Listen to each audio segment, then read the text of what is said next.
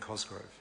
Mr Speaker, my question is to the Minister of Energy and Resources and asks, does he agree with Molly Melhuish's calculation that the amount charged by SOEs for electricity for an average consumer is $265 per annum less than is charged by non-SOE retailers? And if not, what was the weighted average of the annual total retail price charged by SOEs and their subsidiaries to a residential consumer using 8,000 kilowatt hours of electricity compared with the weighted average of the price charged by non-SOE suppliers according to the most recent data? The Honourable Phil Heatley. Mr Speaker, no, I'm advised that she has not included all underlying factors. For example, she doesn't note that private retailers generally have a stronger market presence and more expensive to serve areas, whereas SOEs are more concentrated in the three largest cities, which are less costly to serve. Her calculation also doesn't account for variation in line charges, which can vary by as much as 11 cents per kilowatt hour, and it doesn't account for regional variations or seasonal variations. Well, Order. This was a primary question on notice, and it didn't ask. I mean, Minister Answer would have been absolutely correct had the question asked, does he agree with Molly Melhuish's calculations? If not, why not? But the question didn't ask that. The question asked whether or not the Minister agreed with those calculations, and if not, what was the weighted average of the annual total retail price charged by SOEs and their subsidiaries to a residential consumer using 8,000 kilowatt hours of electricity compared with the weighted average of the price charged by non-SOE suppliers according to the most recent data. Now, the Ministry or the Minister's officials have had a couple of hours to work out the arithmetic, and if they can't work it out, they should be sacked. I expect the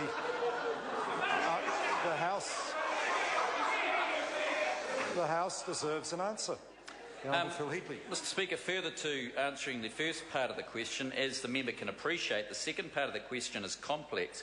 It hasn't been possible to provide a detailed analysis of the calculation because of all the scenarios provided. First of all, where in the region the generation occurs, what type of electricity generation it is, what season it is, whether lake levels are high or low, what the lines company charges are, and there are 27 lines companies. It is simply not possible to provide that information.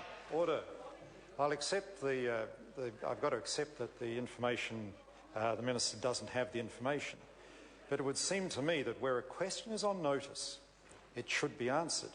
And there's no problem in explaining why an answer may be misleading. But members shouldn't interject. It would have been helpful, though, to have an answer. I mean, it is possible to calculate the answer to that question. There may be all sorts of reasons why the answer is actually misleading for a whole lot of reasons. And there's nothing wrong with explaining those reasons once the answer is given. But what the Minister is telling us is that it's just not possible to calculate an answer to that question where all the officials in that Minister's department have had a couple of hours to actually work it out. And it's just, to me, a great concern where officials think they can get away without answering a question on notice. And there may be all sorts of reasons why the answer to the question is misleading for a whole range of circumstances the Minister has told the House about. But that doesn't preclude an answer to a question being given. Hear the Minister further if he has further answer on that. Well, Mr Speaker, perhaps I haven't been clear. There are such a large number of answers to that question based on various scenarios that haven't been detailed enough in the question.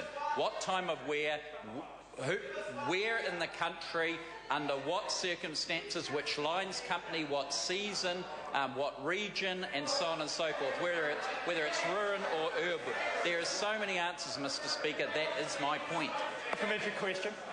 The Honourable Trevor Mallard. Is the Minister aware that the average price and the volume sold for each of the private and SOE companies sits on the MED website, and it is possible to do the calculation as Molly Melhuish did by reading that website? The Honourable Phil Heatley. Mr Speaker, I am aware of the website and I am aware of the prices on that website. And what it says is that private companies are currently the cheapest in Auckland Central, Hamilton, Manukau, Christchurch and Dunedin, in Northland, Whangarei, counties, Waikato, Hutt Valley, Pororua, Golden Bay. But that could change at any time depending on the season, which lines company, whether it's a dry year or not, etc, etc, etc. Supplementary. Clayton Cosgrove. To the Minister. Does MED's quarterly survey of electricity prices for a customer using 8,000 kilowatt hours of electricity a year show that SOEs charge on average less than private energy companies? The Honourable Phil Heatley.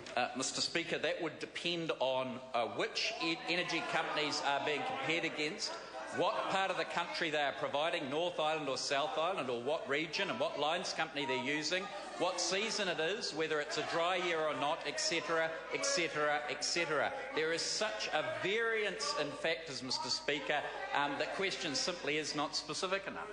Point of order, the Honourable Mr Speaker, this was a very tight question which asked about the average. I thought that Minister would recognise that word. Order.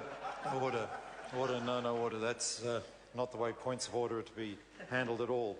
I think given the answers that the Minister's been giving to the House, I think I have to accept that it's the Minister's view that such an average cannot be calculated. And so I can't, I've got to accept that advice. The member heard my view of the initial question that mathematically I believed it was possible to calculate an answer to it, but the Minister has told the House for a range of reasons that such figures cannot be produced realistically, and I have to accept that.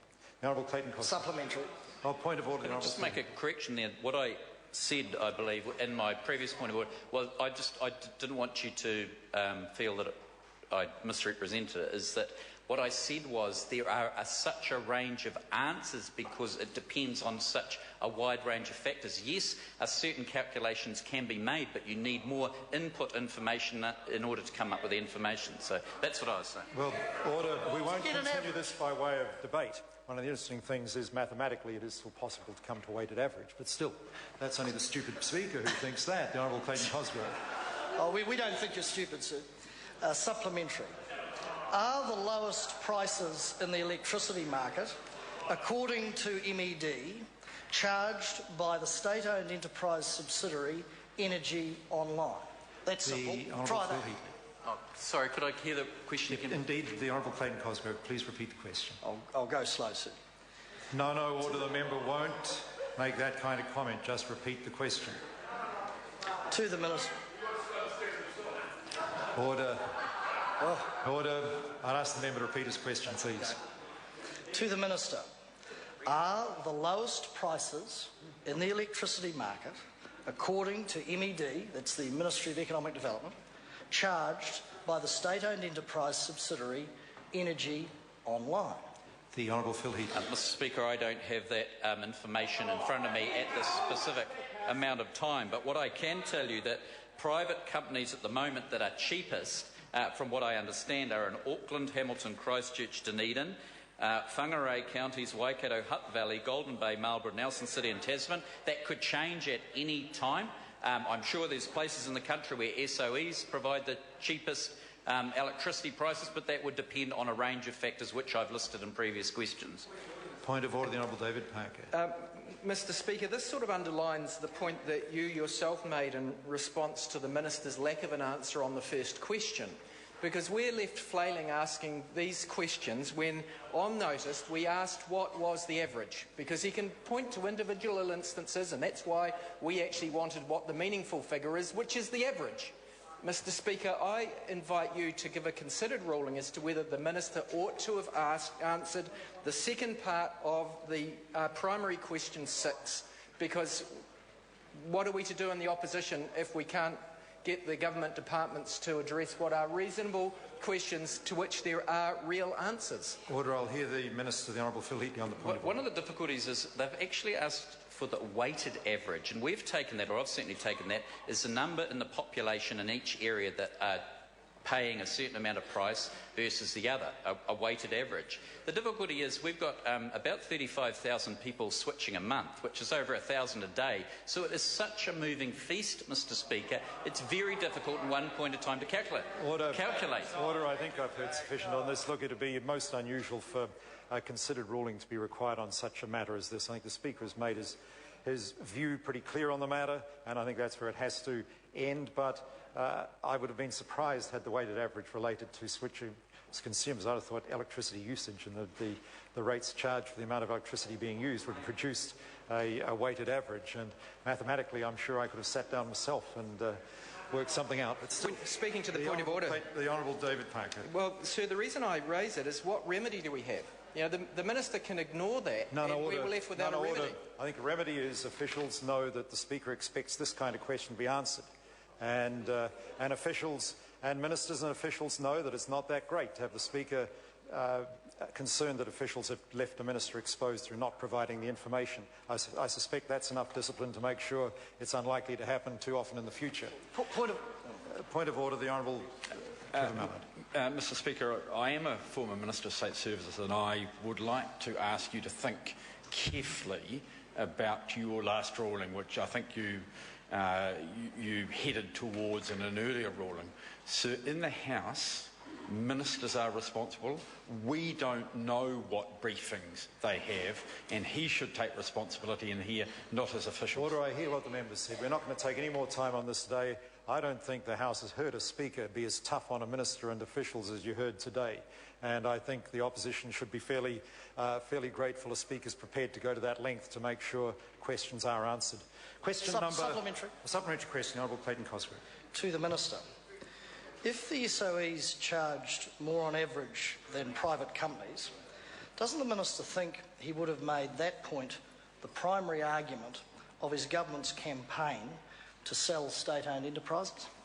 The Honourable Phil Heatley. Mr Speaker, I disagree with the basic premise of the question, and we're not selling state-owned enterprises. We're presenting a mixed ownership model whereby the government will retain majority control. Supplementary. The Honourable Clayton Cosgrove. To the Minister. Why has he, as the Minister of Energy, along with his colleagues, the Ministers of Finance and SOEs, not sought advice about the residential price impact of the biggest change in the industry, which is on his watch? The Honourable Phil Heatley. Mr Speaker, the Minister for SOEs has stated publicly that it's not who owns the energy companies that influences prices. It's more like the big list which I gave earlier. He's had assurances... Point of order has been called.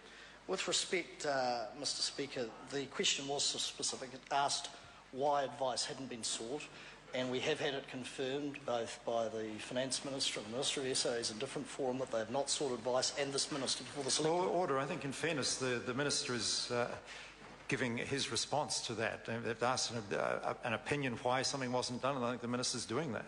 The Honourable Phil Heatley. The Minister of SOEs has stated publicly that it's not who owns the energy companies that influence prices. He's had assurances from his team, and I've had the same feedback from him. Question number 7, the Honourable Tauhenave. Thank you, Mr Speaker. My question is to the Minister of Trade. Can he confirm that Mexico is now a full participant in the Trans-Pacific Partnership Agreement? The Honourable Tim Grosser.